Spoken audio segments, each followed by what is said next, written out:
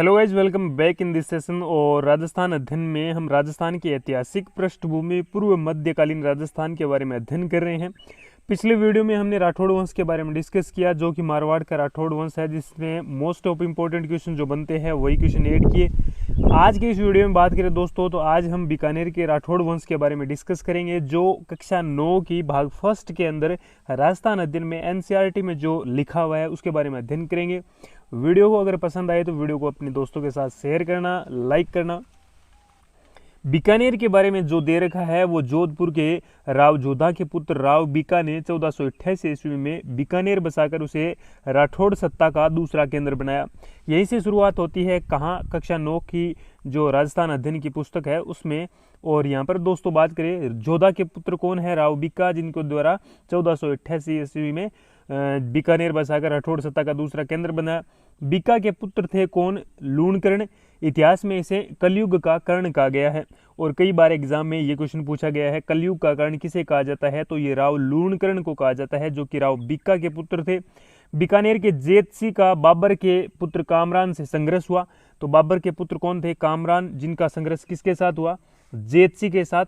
और इसी के साथ बात करें, इन्हीं जेतसी का जो युद्ध होता है किनके साथ? मारवाड़ के राव मालदेव के मध्य इनका युद्ध होता है, जिसमें जेतसी मारा जाता है, जिसमें कामरान की पराजय हुई 1570 ईस्वी में अकबर द्वारा आयोजित जो नागौर दरबार है। और कई बार एग्जाम में ये क्वेश्चन पूछा गया है दोस्तों कि 1570 ईस्वी का नागौर दरबार, और ये अकबर द्वारा नागौर दरबार कब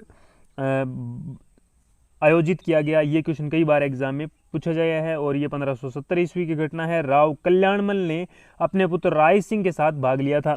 तो राव कल्याणमल किसके पुत्र थे? राव जेतसी के पुत्र थे, और जिनके द्वारा 1570 ईस्वी का अकबर द्वारा आयोजित जो समारोह था उसमें कल्याणमल ने अपने पुत्र राय सिंह के साथ भाग लिया था। तभी से मुगल सम्राट और बीकानेर राज्य का मैत्री संबंध स्थापित हो गया था। बीकानेर के नरेशों ने कल्याणमल प्रथम व्यक्ति था जिसने अकबर की अधीनता स्वीकार की थी। और यहाँ से काफ़ी इंपॉर्टेंट क्वेश्चन ये बन जाता है दोस्तों कि बीकानेर के राठौड़ वंश में अकबर की अधीनता या फिर मुगलों की अधीनता स्वीकार करने वाला शासक निम्न में से हैं, तो वो कौन था? कल्याणमल प्रथम थे। इसी के साथ बात करें महाराजा राय सिंह। महाराजा राय सिंह ने मुगलों के लिए गुजरात, काबुल और कंधार अभियान किए थे, और ये तीनों ही अभियान एग्जाम में दिए होते हैं। एक अन्य अभियान या फिर अन्य स्थान का नाम दिया जाता है। महाराजा राय सिंह द्वारा मुगलों के लिए जो अभियान किए गए उनमें से सम्मिलित नहीं है, तो ये तीनों दिए होते हैं। एक नहीं दिया होता है, गुजरात, काबुल और कंधार, ये आप ध्यान में रखें। वह अपने वीरोचित तथा स्वामी भक्ति के गुणों कारण अकबर तथा जहांगीर का विश्वास पात्र बना रहा। राय सिंह ने बीकानेर के किले का निर्माण करवाया। यहीं से क्या इंपॉर्टेंट क्वेश्चन हो जाता है, बीकानेर किले का निर्माण राय सिंह ने करवाया, जिस पर मुगल प्रभाव दिखाई देता है। राय सिंह स्वभाव से उदार तथा दानवीर शासक था। इसी आधार पर मुंशी देवी प्रसाद, ये काफ़ी इंपॉर्टेंट है, मुंशी देवी प्रसाद ने राजपुताने का कर्ण किसे कहा है? तो ये राय सिंह को कहा है। मुंशी देवी प्रसाद ने क्या कहा है? राजपुताने का कर्ण। और कलयुग का कर्ण किसे कहा जाता है? राव जेतसी को कहा जाता है। और राव जेतसी के पुत्र थे राव कल्याणमल, और राव कल्याणमल के पुत्र है राय सिंह। बीकानेर के महाराजा दलपत सिंह का आचरण जहांगीर के अनुकूल न होने के कारण जहांगीर ने उसे कैद कर मृत्युदंड दिया था। तो ये दलपत सिंह के बारे में भी आप ध्यान में रखें, क्योंकि इस प्रकार के क्वेश्चन हमेशा पूछे जाते हैं, जो कि विभिन्न जो गाइड की बुकें होती हैं उनमें नहीं दिया जाता। महाराजा कर्ण सिंह को जंगलधर बादशाह कहा जाता है, और ये काफ़ी इंपॉर्टेंट क्वेश्चन, कर्ण सिंह को जंगलधर बादशाह। और ये जो जंगलधर है ये महाभारत कालीन वर्ड है, यानी महाभारत के काल में इसे जांगल प्रदेश के नाम से जाना जाता था। और जंगलधर जो है इनका बादशाह किसे कहा जाता है? कर्ण सिंह को। इसी उपाधि का उपयोग बीकानेर के सभी शासक करते थे। तो जंगलधर बादशाह कहाँ के शासकों को कहा जाता है? तो ये बीकानेर के शासकों को कहा जाता है। और मुख्यतः अगर मुख्य प्रश्न पूछा जाए, मुख्य विषय व्यक्ति विशेष पूछा जाए, तो वो कर्ण सिंह रहेंगे। महाराजा अनूप सिंह के बारे में अध्ययन करते हैं। काफ़ी इंपॉर्टेंट है अनूप सिंह एग्जाम की दृष्टि से, क्योंकि वीर, कूटनीतिज्ञ और विद्या अनुरागी शासक थे। उसने अनुविवेक, काम प्रबोध, श्रद्धा प्रयोग, चिंतामणि और गीत गोविंद पर अनुपोद्य टीका लिखी थी। तो इनके द्वारा किन किन पर? अनुपविवेक, काम प्रबोध, श्रद्धा प्रयोग, चिंतामणि और गीत गोविंद पर अनुपोद्य टीका लिखे गए थे। और ये टीका जो होता है एक किसी विशेष जो रचना होती है उनका छोटा रूप जो होता है वो टीका होता है। उसे संगीत से प्रेम था। संगीत प्रेमी शासक अनूप सिंह और कला प्रेमी शासक अनूप सिंह। इसी के साथ उसने दक्षिण में रहते हुए अनेक ग्रंथों को नष्ट होने से बचाया और उन्हें खरीदकर अपने पुस्तकालय के लिए ले आया।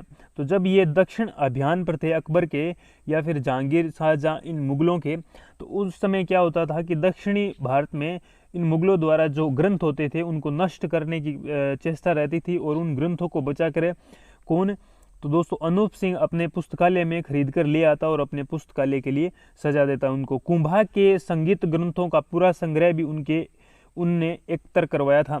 तो ये काफ़ी इंपॉर्टेंट क्वेश्चन हो जाता है। कुंभा द्वारा रचित ग्रंथों को एकत्रित करवाने वाला शासक पूछा जाए तो वो अनूप सिंह, और कहाँ का शासक पूछा जाए तो बीकानेर का, किस वंश से पूछा जाए तो राठौड़ वंश से। इस प्रकार क्वेश्चन को किसी भी तरीके से घुमाया या फिर चेंज किया जा सकता है।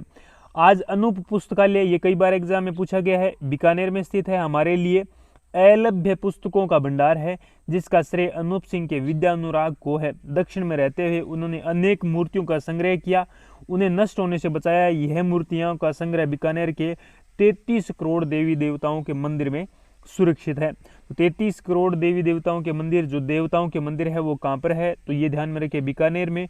और यहाँ पर मूर्तियों का सर्वाधिक संग्रह किसके द्वारा किया गया, तो वो महाराजा अनूप सिंह के द्वारा किया गया। किशनगढ़ के बारे में अध्ययन करते हैं आज के सेशन में। किशनगढ़ में राठौड़ सत्ता का पृथक केंद्र था। यहाँ का प्रसिद्ध शासक कौन था, सावंत सिंह, जो कृष्ण भक्त होने के कारण नागरीदास के नाम से प्रसिद्ध हुआ। इनके समय किशनगढ़ में चित्रकला का अद्भुत विकास हुआ। ये काफी इंपॉर्टेंट क्वेश्चन है दोस्तों। सावंत सिंह जो है ये कई बार एग्जाम में पूछे जाते हैं। इनका जो अलग नाम क्या है वो नागरीदास है, कृष्ण भक्ति के लिए जाने जाते हैं। और किशनगढ़ में चित्रकला का उद्भव किनके समय हुआ, नागरीदास या फिर सावंत सिंह के समय हुआ। किशनगढ़ चित्रशैली का प्रसिद्ध चित्रकार कौन था, तो वो निहालचंद था, जिसके द्वारा विश्व प्रसिद्ध बनी ठनी का चित्र चित्रित किया गया। तो बनी ठनी का चित्र किसके द्वारा, निहालचंद के द्वारा। निहालचंद किसका चित्रकार था, नागरीदास का। नागरीदास किसका अन्य नाम है, तो वो सावंत सिंह का है। सावंत सिंह कहाँ के शासक थे, तो वो किशनगढ़ के शासक थे। चौहान वंश के बारे में अध्ययन करते हैं हम। चौहानों के अधिवासन और प्रारंभिक विस्तार के बारे में विगत पृष्ठों में अध्ययन कर चुके हैं कि चौहानों का उद्भव किस प्रकार से हुआ। जिस प्रकार सांबर के पास हमने देखा, सांबर के आसपास हमने देखा 551 ईस्वी में वासुदेव चौहान के द्वारा चौहान वंश की नींव रखी जाती है और वो उनके मूल पुरुष कहलाते हैं, जो कि हमने पिछले वीडियो में डिस्कस किया था। 12वीं शताब्दी के अंतिम चरण में शाकंभरी के चौहान शासक पृथ्वीराज चौहान तृतीय, कहाँ के, शाकंभरी अपनी विजयों से उत्तरी भारत के राजनीतिक में एक विशिष्ट स्थान प्राप्त कर लिया था। उसने चंदेल शासक परमार्दी देव के देशभक्त सेनानी आला और उद्दल को मारकर 1182 ईस्वी में महोबा को जीत लिया था। तो महोबा के शासक कौन थे, परमार्दी देव। और ये जो चंदेल शासक है कौन, परमार्दी देव, इनके प्रमुख सेनापतियों के बारे में पूछा जाता है। कौन थे, आला और उद्दल थे, जिनकी हत्या किसके द्वारा की गई, तो पृथ्वीराज थर्ड के द्वारा, जो कि एक चौहान शासक थे। शाकंभरी के आसपास इनका जो क्षेत्र था। कन्नौज के गढ़वाल शासक कौन थे, जयचंद का दिल्ली को लेकर चौहानों में वैमनस्य था। तो यहाँ पर दिल्ली कन्नौज के कौन है, गढ़वाल जो शासक है जयचंद, ये दिल्ली पर शासन किया करते थे। और इनके साथ भी युद्ध होता है किनका, पृथ्वीराज थर्ड का। हालांकि पृथ्वीराज चौहान तृतीय ने अपनी दिग्विजय में कन्नौज को शामिल करना चाहता था। इसी प्रकार पृथ्वीराज चौहान थर्ड और जयचंद की महत्वाकांक्षा दोनों के वैमनस्य का कारण बन गई थी। तो दोस्तों यहाँ पर काफी इंपॉर्टेंट है इनका अपने आप में महत्वाकांक्षी होना। पृथ्वीराज रासो दोनों के मध्य शत्रुता का कारण जयचंद की पुत्री सुयोगिता को बताता है। तो ये पृथ्वीराज रासो जो है, ये चंद्रप्रदाय द्वारा रचित जो ग्रंथ है पृथ्वीराज रासो, ये शत्रुता का जो कारण बताता है इनके मध्य पृथ्वीराज थर्ड और जयचंद के मध्य, तो वो बताता है उन जयचंद की पुत्री सुयोगिता का जो प्रेम होता है वो उनका कारण रहता है। पृथ्वीराज तृतीय ने 1191 में त्राइन के प्रथम युद्ध में मोहम्मद गोरी को पराजित करके भारत में तुर्क जो आक्रमण थे उनको धक्का पहुंचाया। तो यहाँ से तुर्कों का आक्रमण शुरू होता है और 1191 का त्राइन का प्रथम युद्ध, ये कई बार एग्जाम में पूछा जाता है, जिसमें मोहम्मद गोरी पराजय का सामना करते हैं। तुर्कों के विरुद्ध लड़े गए युद्धों में त्राइन का प्रथम युद्ध विजय एक गौरवपूर्ण अध्याय है, परंतु पृथ्वीराज चौहान द्वारा पराजित तुर्की सेना का पीछा न किया जाना इस युद्ध में की गई भूल के रूप में भारतीय भ्रम का एक कलंकित पृष्ठ माना जाता है। युद्ध में जीतने के पश्चात वो तुर्की सेना का पीछा नहीं करते हैं और जो त्राइन का सेकंड वॉर होता है उसमें पृथ्वीराज चौहान वीरगति को प्राप्त होते हैं, वो हार जाते हैं और वही तुर्कों का आगमन माना जाता है भारत में। और यह जो एक भ्रम था भारतीयों का, ये कलंकित पृष्ठ के रूप में उभरा। इस भूल के परिणाम स्वरूप 1192 ईस्वी में मोहम्मद गोरी ने त्राइन के दूसरे युद्ध में पृथ्वीराज चौहान तृतीय को पराजित कर दिया। इस हार का कारण राजपूतों का परंपरागत सैन्य संगठन माना जाता है।